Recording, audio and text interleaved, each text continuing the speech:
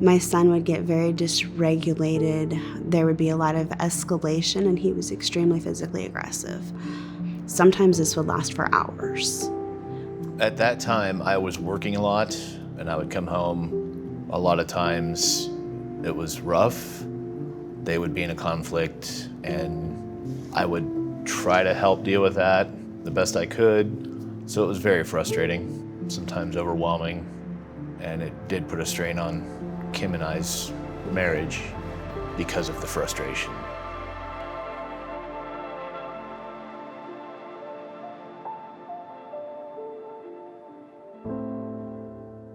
We did start going to Family Service and Guidance Center when he was about 5.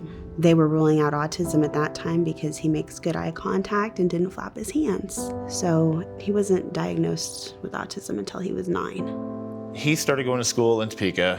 He would have plenty of incidents, but it would be to where it was physical altercations, him being completely uncooperative, having meltdowns. He would get the teachers to where they were mad at him. Yeah.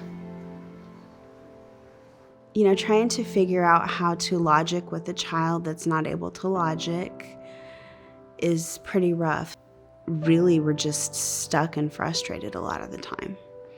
Usually if your child is struggling, they're not the only one in the family that is. And so we wanted to transition our services to Lawrence to Burt Nash. And that was a relief. I think Burt Nash started to give me hope because it was giving us the tools to help manage Heath's situations. We started to see where he was being more cooperative.